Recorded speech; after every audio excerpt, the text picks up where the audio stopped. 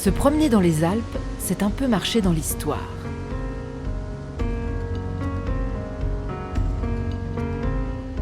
C'est à la fois découvrir un paysage et se souvenir de ces voyageurs d'antan qui partaient explorer les territoires alpins et offraient aux moins téméraires la beauté des lieux, sous le trait d'un coup de crayon ou au travers d'un récit. Le projet Viaticalp met cette précieuse documentation à la portée de chacun. Marcher est quand même une activité particulière. J'aime marcher en soi. Je crois que c'est Chapa qui disait que marcher, c'est penser. L'esprit se libère. Ensuite, c'est le paysage. À toutes les saisons de l'année, les Alpes changent, le glacier recule. Lorsque je reviens d'une excursion dans une région, j'aime trouver des récits de voyage qui racontent quelque chose, ou alors pour préparer une autre expédition. Les récits de voyage sont les ancêtres de nos guides contemporains.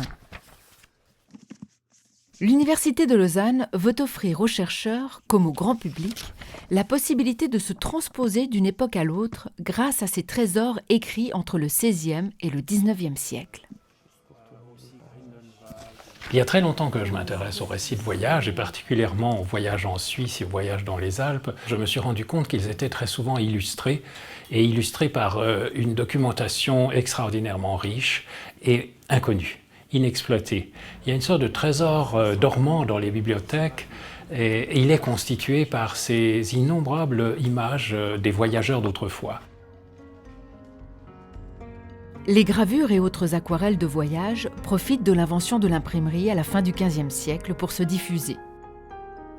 Ces livres d'une grande richesse esthétique et documentaire étaient accompagnés de chroniques qui procuraient au lecteur le frisson de la découverte. Nous-mêmes, à l'Université de Lausanne, nous avons créé l'équipe Viaticalp qui s'est donné pour but d'explorer, d'inventorier les images des voyages dans les Alpes. Donc le rôle de l'Université de Lausanne a été celui de construire une base de données qui permettait de rassembler toutes ces images qui nous étaient fournies par les bibliothèques. Un projet qui n'aurait pas été possible sans le concours de la Bibliothèque cantonale et universitaire de Lausanne, de la Bibliothèque de Genève, de la Bibliothèque publique et universitaire de Neuchâtel, de la Burgerbibliothèque de Berne, de la Médiathèque du Valais et de la Bibliothèque nationale suisse. Elles se sont attelées à une tâche colossale. Commencer la numérisation de milliers d'images et de documents choisis parmi 800 ouvrages inventoriés par l'UNIL. Alors la numérisation effectivement se passe sur deux volets, les images et les textes.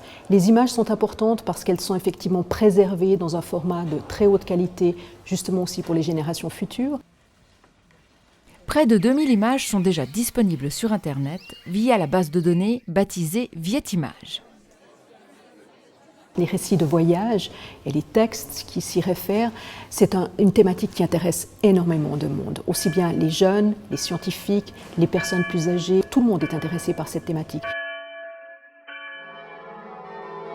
Nous avons pensé qu'à travers ces images, nous pouvions permettre à des touristes d'aujourd'hui ou à des gens qui habitent dans tel ou tel site d'enrichir leur regard par la connaissance de ce que les gens d'autrefois avaient vu, de marcher d'une certaine façon sur les pas des voyageurs d'autrefois.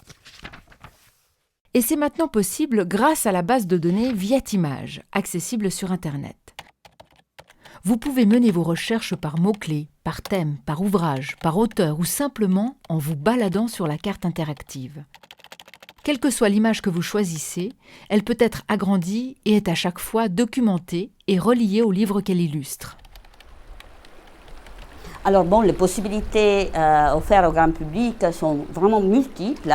On peut se réapproprier des images de lieux qu'on visite, reparcourir et redécouvrir l'histoire de ces lieux. Donc il y a vraiment plein de possibilités. On peut aller sur la carte, visiter. Là, je connais Lausanne, j'ai envie d'aller voir comment c'était en 1750. Il y a des images de toute la Suisse. Ça va de Genève, Chamonix, jusqu'au Grison, tout l'arc alpin, le plateau suisse. Il y a vraiment plein de possibilités de recherche et ça, c'est à vous de découvrir simplement en allant voir sur la base de données qui est accessible. Aujourd'hui, le contenu culturel de Viaticalpe est indéniable. Le grand public en profite déjà en préparant des itinéraires sur son téléphone portable ou sur son iPad. Prenez par exemple une région aussi célèbre que celle de Chamonix avec le Mont Blanc. Nous pouvons faire des produits multimédia à travers des petites vidéos de quelques minutes qui montrent par exemple l'état de la mer de glace depuis le moment où on l'a représentée dans ces images de voyage. Viaticalpe permettra de concevoir bientôt, via les nouvelles technologies, des produits inédits pour le tourisme culturel. La culture est quelque chose de très intéressant pour beaucoup de partenaires et en particulier pour le tourisme. Donc ce partenariat doit se développer. La Confédération veut avoir une politique culturelle. Alors un projet comme Viaticalpe, bien sûr, peut rendre la notoriété de la Suisse beaucoup plus pertinente sur ce domaine-là. Le fait dans Viaticalpe de donner ces pistes, de donner cette ouverture et surtout auprès d'un grand public, je suis convaincu, j'espère en tout cas que ça sera couvert de succès.